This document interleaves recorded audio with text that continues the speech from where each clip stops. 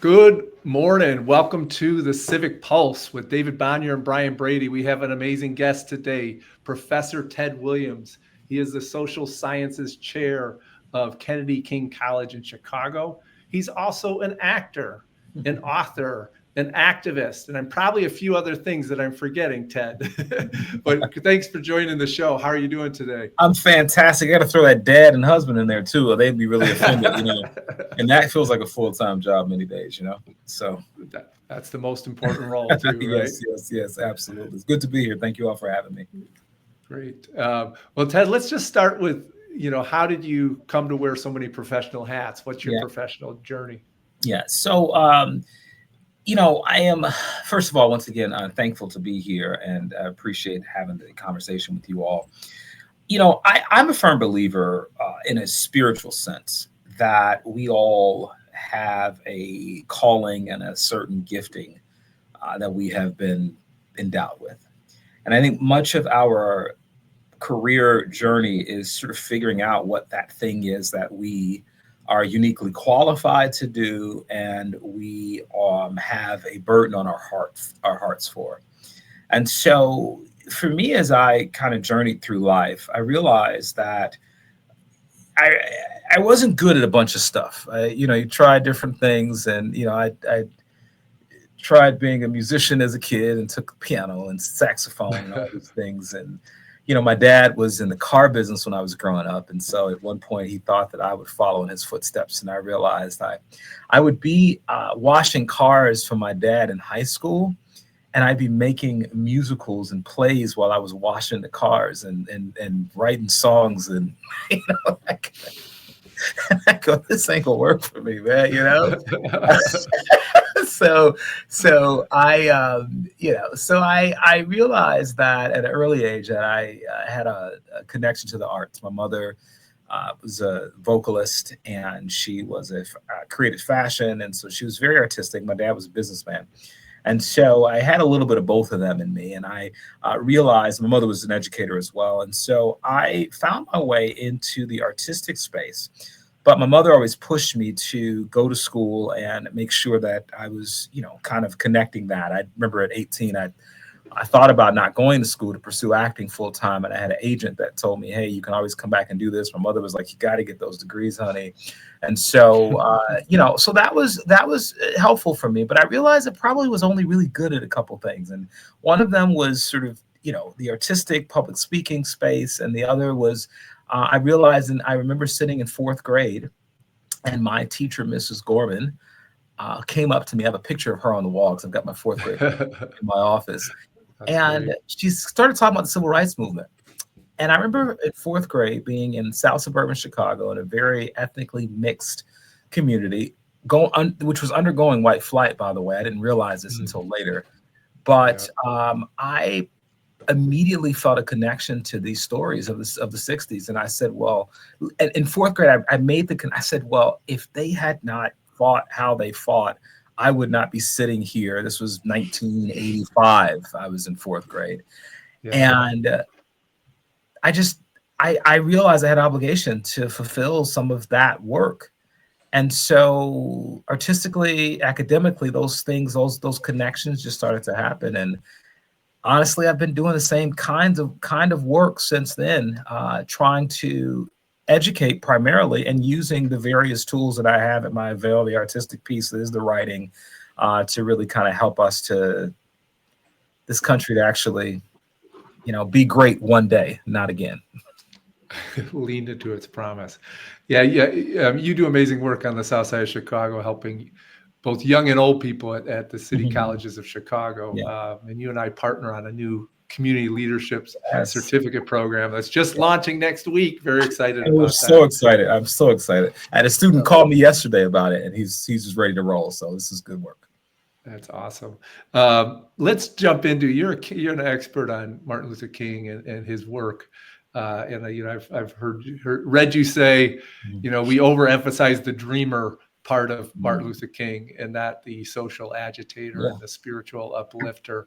Yeah. What are the lessons? We're living in tumultuous times now. In some ways, white people are finally starting to realize that they can experience authoritarianism in this country too, right? Welcome to the party. I was like, oh, this is no fun. Welcome to the party. Yeah. But what lessons do we have to draw from King's work? Literally, this is not purposeful. I have Dr. King's Why We Can't Wait sitting on my desk right now. And because I'm always thinking about this connection. I am a person of faith. I work with Operation Push and other civil rights organizations that are connected to our faith tradition in the African American community. And that's always been critical for us in that way. And so for me, Dr. King he is my hero. I mean, he really is. There is no greater American in the story. I mean, there are some great ones, and there are some folks who've done some phenomenal things, but King is really sort of the culmination of so many parts of what is important for this society to have. One of the things that I think about, and I think it's divine that I get to teach at a school named after him, and Robert F. Kennedy was significant as well. We'll talk about him later, but my head is full of Dr. King quotes, and one of the things that I have been leading into a lot is Dr. King's warnings about the triplets of militarism, racism, and materialism. As he in the Riverside Church in New York, that speech. I know you all are familiar with it.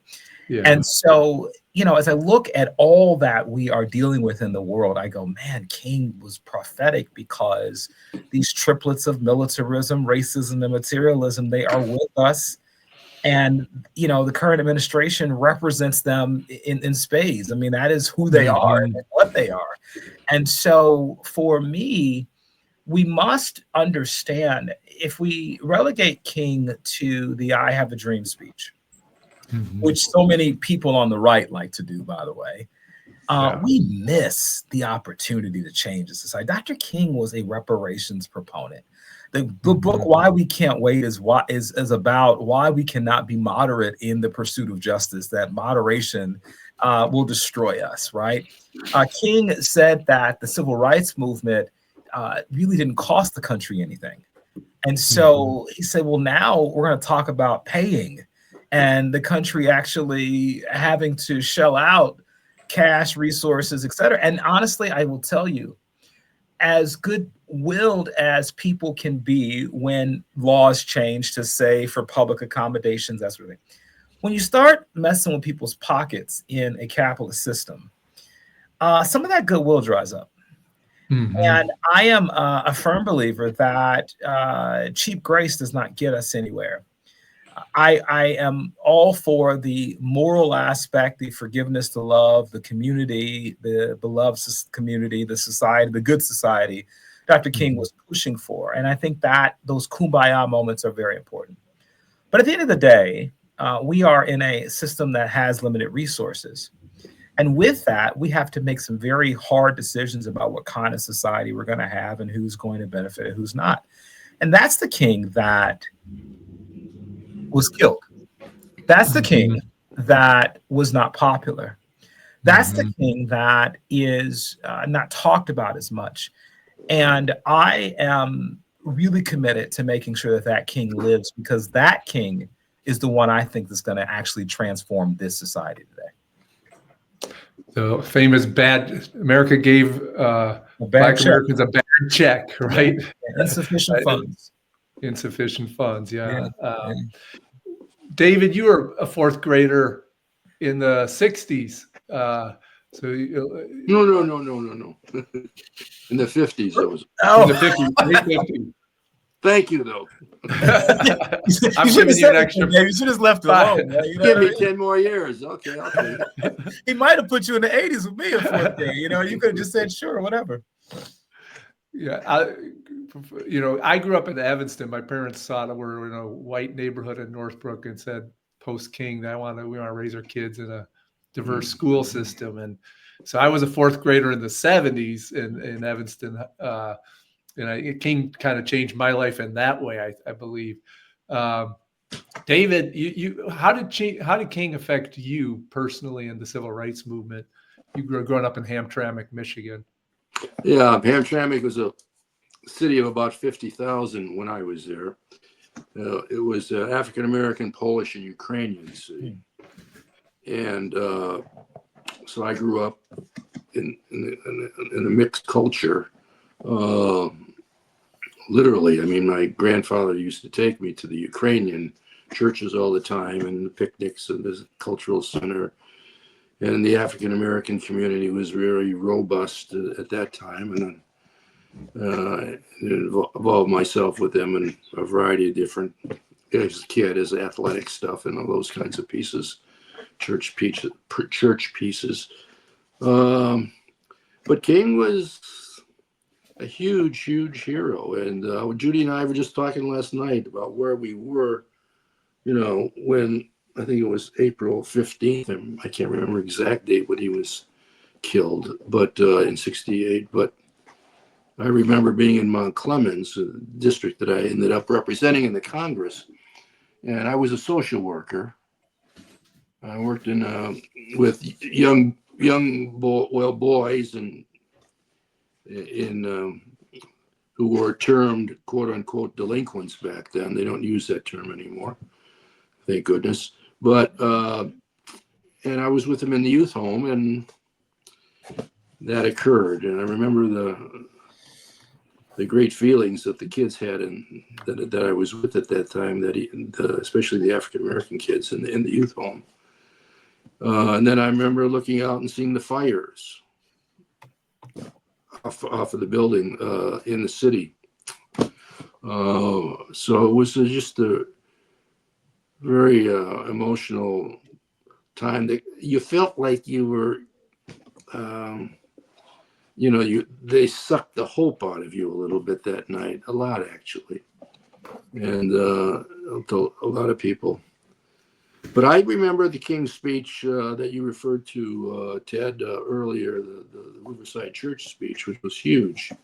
And King was really a courageous guy. I mean, to be able to do that when he had so much on his plate in front of LBJ at that time. I mean, he wanted things that he was entitled to for himself and for his community. And, President Johnson was very much still behind his war. Yeah. And that was a tough thing for him to do. I mean, Walter Reuther, head of the UAW, who was a very prominent player at that time as well, had a hard time facing Johnson on that issue. So he wasn't there. He was there virtually on everything else, Walter Reuther. But crossing that one was really tough with him at that time. But King did it, and he saw that connection.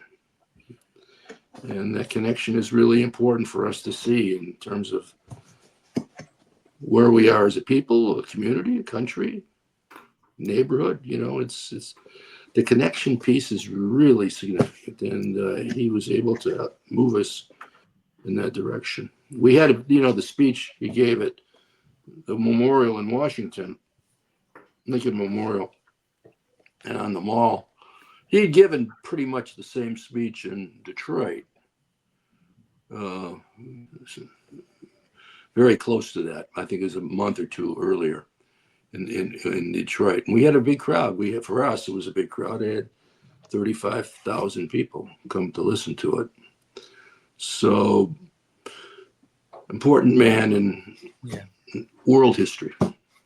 May I piggyback off of what David said about this loss of hope, and I appreciate you sharing that, David, the story from April 4th, 1960, April 4th. Right? Which, I will say this, I wasn't there, but it has influenced my life so significantly. And when you mentioned what you felt was this frustration because of the loss of hope, I would suggest that has really been particularly the African American experience in this country, that these moments where we got close to something and then they were snatched away. And I think that that's happened probably 3 different times in American history. The Reconstruction era, 1865 to 1877, and all the promises that existed from that era, the 13th Amendment, 14th Amendment, 15th Amendment. And then to recognize that the 14th and 15th Amendment were not even enforced for another 100 years almost. The 13th Amendment threw a clause in there that said that slavery is over except if you're punished, if as punishment for a crime. And then to see what the Southern states did with that clause and were able to use cheap free prison labor for another 100 years. I mean, you can argue it's still happening today. And then, so we've got that era, then you've got the civil rights era, and to his point of Dr. King and the riots, and really his death, honestly, most folks believe that marked the end of the civil rights era. The civil rights movement was shot down in Memphis, Tennessee, at the Lorraine Motel. And then you had this moment, right, in 2020, when George Floyd was murdered. And then the country started changing for a moment again. And I'm sure you guys probably could share your experiences as well with that. But I had people calling me, man, what can we do in this community? I had corporations calling me. How do we, deal with these questions? And then like that, it was gone. And I've been thinking a lot, studying the Reconstruction era a lot. I understand that there is a limited interest in civil rights issues in this country. It is an interest, and maybe just in general, we have short memories in America, but there's a small window for all of these. And, the Reconstruction era lasted a little bit over a decade. Civil rights era lasted a little under a decade. And George Floyd gave us maybe a year and a half, maybe 2 years, maybe. Exactly. Maybe, right? Yeah. And then the backlash. And what we will look at legislatively is all of the efforts to remove all of the progress. Everything that happened in George Floyd, I would suggest, is being rolled back even further. We take 2 steps forward and maybe we take 3 steps backwards in that way. I was reading about the attacks on the Smithsonian. I was just at the African American Smithsonian History Museum last week, and to hear about this administration's attack on this, to hear about what's happening in Texas with this map and this gerrymandering, and to see these things going forward, to see the DC takeover this week with the president and his consistent demonizing of communities of color across this country it's just unbelievably disheartening. And so that loss of hope. And what I would say in closing on this is, hope deferred makes the heart sick, right? What happens to a dream in the sun? Does it dry up like what happens to a dream deferred?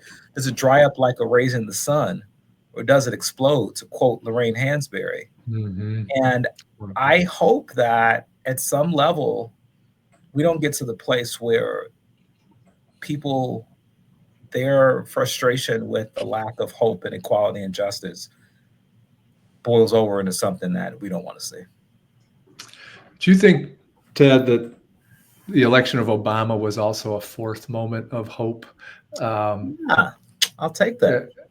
And then you also get Trump possibly because of Obama, right? Oh, absolutely.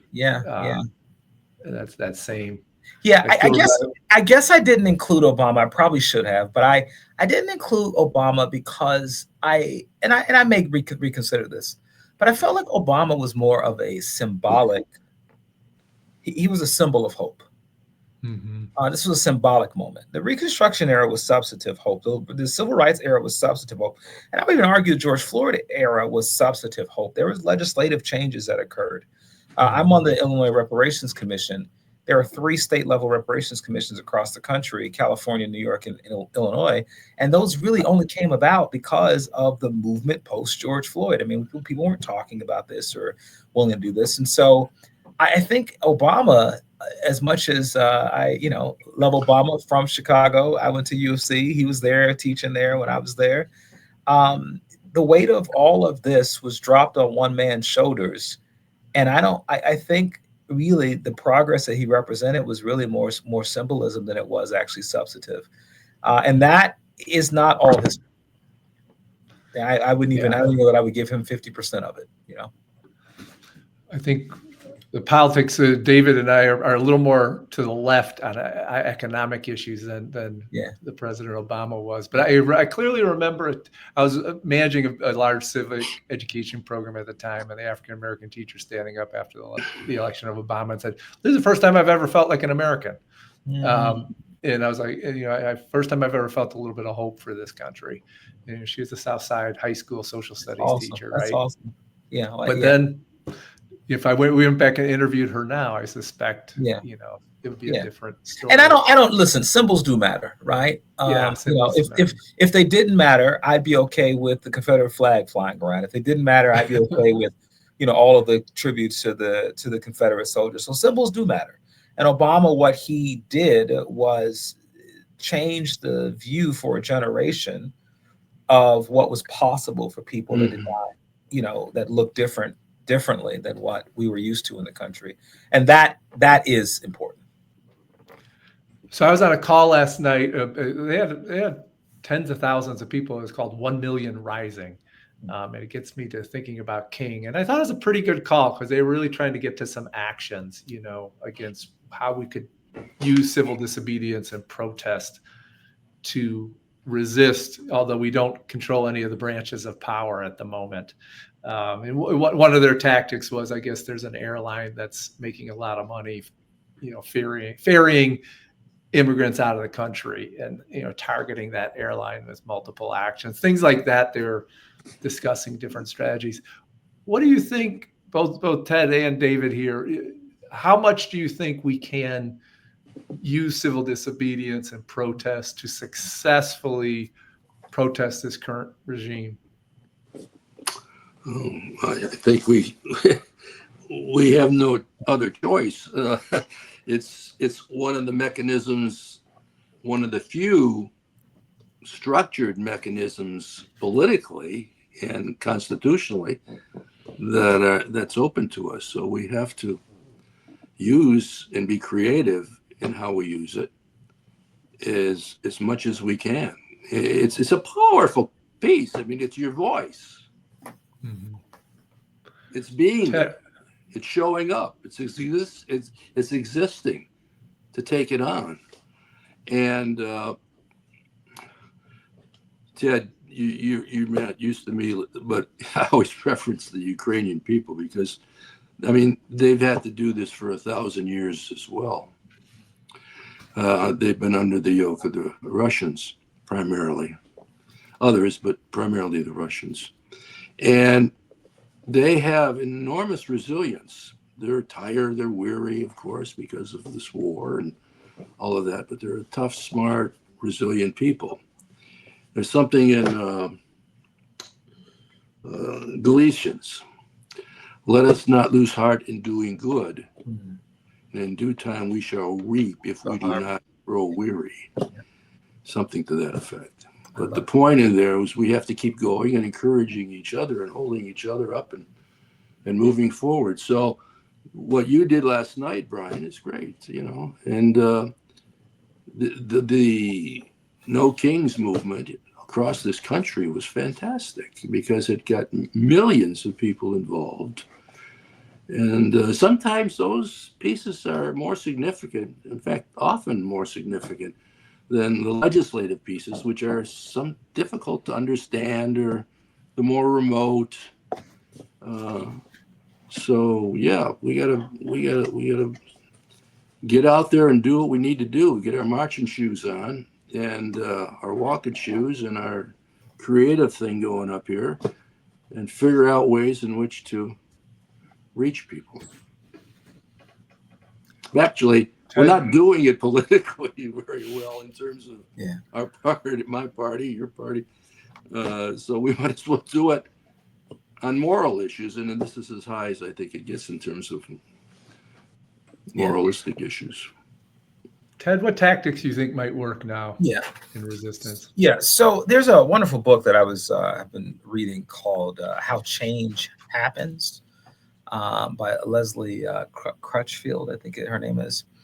And she goes through about 5 to 7 different social movements and looks at how they change society. So, you think about to the 70s, you had cigarettes advertised across the country that doesn't exist anymore. You think about, Mothers Against Drunk Driving and how they were able to change the culture around drunk driving in the country. Drunk driving still exists, but you've seen numbers go down. You think about the LGBTQ movement for marriage equality and the way that they were able to sort of move the needle. You think about obviously the civil rights movement, and I argue in my classes, teaching my classes, that civil rights movement really was an example of the 3 M's of politics: money, media, and mobilization. You are able to influence the media if you have money, and you're able to mobilize. I always tell the students, if you get 2 of the 3, you can affect change. So if you can mobilize, you can get the media to follow you, and then maybe you might get some money. If you can get money, then maybe you can buy media, that kind of thing. And then, but you kind of need 2 of those to really impact the society. I learned that when I ran for city council here back in 2015. I did not win, but I learned those 3 M's very well: that money, media, mobilization, and it was the best political education I'd ever had. So I'm hopeful that you can change the culture. I think when you're talking about the No Kings movement, to David's point, those things are significant. When you can galvanize large numbers of people and get them excited about values. You may not even have all the policies worked out, but if you can get them kind of moving in the same direction, that is powerful. And, as Margaret Mead said, never doubt that a thoughtful, small group of committed citizens can change the world. Indeed, it's the only thing that ever has. I am super excited to help people to culturally understand what's happening is not okay. You may not know exactly what you want to vote for specifically, but this is not it. And with that, we have seen these marches across the country, but we've also seen some, no pun intended, targeted boycotts of various corporations like Target and places like that have been shown to be effective as well. I think people are interested. Malcolm X said that never think that you can fight on just any one front for justice, but you must truly fight on all fronts. And so whether it is economic boycotts, whether it's marching, whether it's posting on social media, whether it's voting, whether it's having community conversations, changing the culture around what we see as unacceptable is worth it in every space and place. And I am actually somewhat encouraged, because I do see those things happening, even if we have not won that legislative battle. But as you all both know, the legislation actually is a result of cultural and moral shifts in the society, not the other way around. Mm-hmm. Agree. And the media landscape, you bring up an important point about organizing in the media. And if we're going to be honest, I think the Republicans have out-organized us on the media front for maybe a couple decades. Really, since Obama's election, I see they dominated the social media. They own the major legacy news outlets that are dominating culture. But I'm starting to see the Democrats getting creative in the media sphere. I'm also seeing, I'm not as troubled. I was arguing with my Ukrainian wife the other day about, she's like, we need a leader who will take charge of this resistance. And I think since the assassination of King and other leaders, right, and that the left is I think rightfully a little, the true left is rightfully a little wary of leader-driven social movements. Although I think we'd all agree that leaders still matter a heck of a lot, right? Yeah. Last question for you. What's giving you more hope these days? Yeah. On the grassroots side, and which leaders are really speaking to you in this moment? Yeah. So I can tell you, these social media influencers are really significant in the way that they've been able to get into people's minds and hearts. And so, there are myriad folks that you can look at and see their influence in the media from, I mean, from the Young Turks to Roland Martin to, I mean, I could think through. There's this guy, James Taliaferro, I think his name is. Oh yeah, the Texas lawmaker. Yeah, I just have been watching a lot of his stuff, and it's been rich. He's savvy.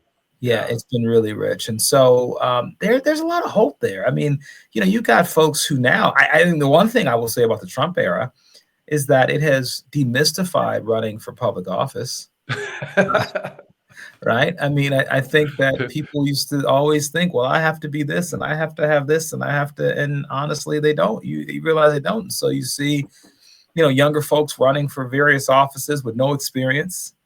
When you look at what just happened in New York with Imam Dani, and what is potentially going to occur in the general election with him, that is exciting. It is extremely exciting. I mean, my goodness, an extremely progressive mayor of New York City, potentially. I mean, wow. So there's so much to be hopeful for. I tend to be a glass half full kind of person, even though, I'm only glass half full if I don't watch the news too much, right? So, it's like when the water starts coming out of my mental glass, I watch the news too much. I gotta turn it off. I gotta go read, pray, or something. And so I do believe that in some levels the disconnection from tradition for this younger generation, I think is a wonderful thing for democracy in many ways, if you can galvanize them, right? And I think that's the challenge in all of that. I do also believe the leaders matter.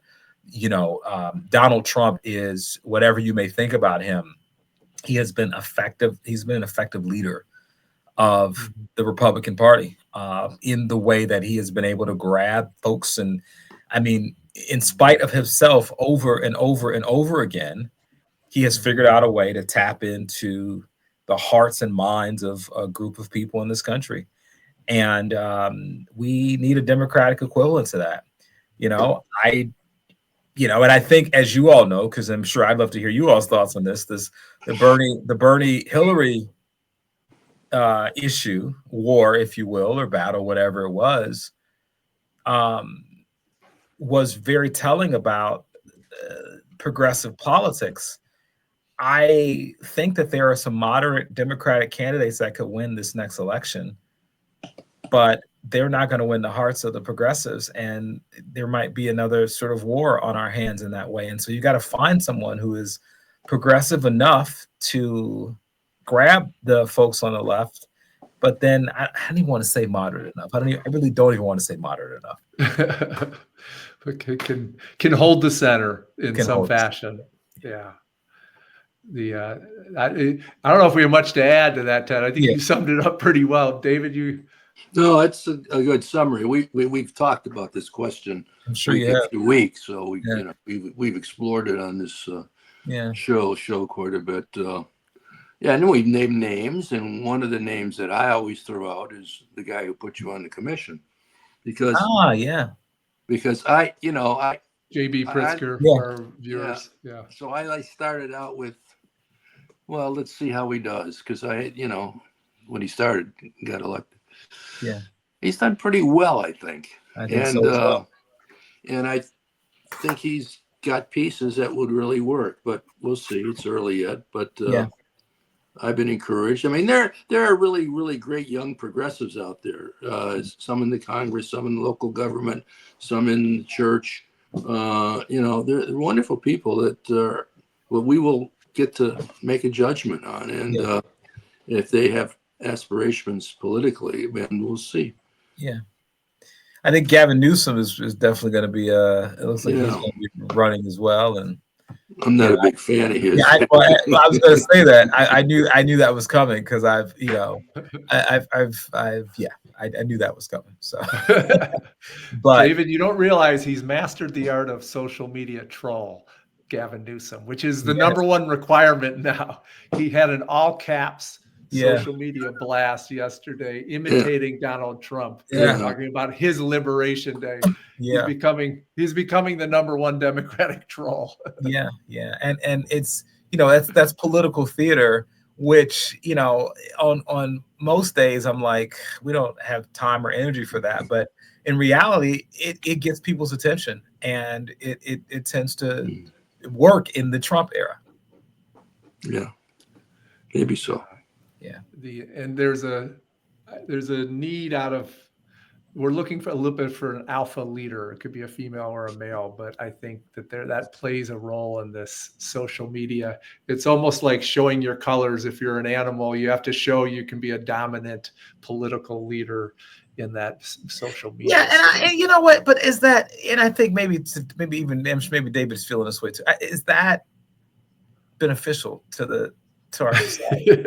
Right? Do we have to out Trump to win? No. I think if we do that, I'm very worried about what that says about us and where the country goes from there. That's why I'm a little nervous about being too slick and being too different. The country might not be ready. Might be ready for something much different than Trump the next time around. And if we do our work, that might, in fact, be a reality. It might happen. So we'll see. That's not JB. Ted's in the entertainment business, so he's an actor. So you understand that the significance of that, and I think it's important to be able to reach people on camera, or with your voice, and but I think you can do that. If you're a little pudgy, if you're a little white, it's my guy. So well, JB went viral. His most viral moment online was actually the opposite of Trump. It was a speech around kindness at a university that very nice. Yeah. So maybe you might be onto something, David. Maybe Governor Pritzker is the antidote to the mean-spiritedness of this era. We'll have to invite him on the show. Ted, can you make that happen? Well, let me know when. I got you. Hey, Ted, can I ask you a question before you go? Sure. I've been interested in this idea of reparations, whether it's for slavery or for the Catholic Church reparations for what it's done in a variety of different areas. And I was not able to get much traction when I was in public life on this. I'll be honest with you. I tried, but I didn't get very far. I think you said something earlier in the show about when you get into people's pocketbooks. So you got a different result out there. So anyway, what are you? Can you just quickly just tell us what you're working on there? Yeah, sure. So the Reparations Commission in the state, and let me say this: I'm actually relatively new to the reparations movement. I don't think I was convinced a few years ago. If you asked me 5-7 years ago, was I a true proponent of reparations, I think I probably would have given a much more moderate answer, kind of the Barack Obama rising tide lifts all boats argument. But that's not the reality of what, number one, works. Number two, it's not the reality of our history. And I think the threats to understanding history in this country might be Donald Trump's and this administration's most egregious sin. Because when you remove yourself from a true understanding of history, you can do whatever you want to in the present and the future. And so the arguments against reparations sound really good for lots of people, and I'll give them to you. It was so long ago. We got a lot of other poverty in the country. There are people who are not directly responsible for it. It's divisive. You could go through all of the list, and those all sound fine until you start to understand history. Not only sort of history from 200 years ago, but recent history. And you understand that this country from 1619 to 1865 built its wealth on the backs of the enslaved. many of those companies, states, families are still in existence, passed down this wealth. The African American community has 1/10 the wealth of our white counterparts, 1/10. And there really are only two reasons for that, right? Either African Americans don't work hard enough, or there's something more pernicious that has occurred. If you look at post 1865, we had 100 years of Jim Crow segregation, redlining, voter disenfranchisement. That was partially corrected through the 1965 Voting Rights Act, 1968 Housing Rights Act, the Civil Rights Act. And my parents were the first generation. Well, actually, no, I was the first generation because my parents were living when that occurred. So I'm really the first generation of African Americans that were actually considered equal citizens under the law, which is nuts if you think about it. I'm 40, I'll be 49 next month. Yeah. It's crazy if you think about it. So then, and I'm sorry, I know you asked for a short answer, David. I apologize, but I'm trying to give no. This is good. a little context to why I've come to this conclusion. And then you look at particularly the redlining issue. I will tell you this, and I'm not speaking officially for the commission when I say this. I am not as interested in the arguments over reparations for slavery. I think they're important. They're very important. Maybe you hear this very clearly. But a lot of folks want to have arguments about that. And I go, okay, fine. Let's not have that conversation. Brian, you're from Evanston. Mm-hmm. Evanston's reparation program had nothing to do with slavery.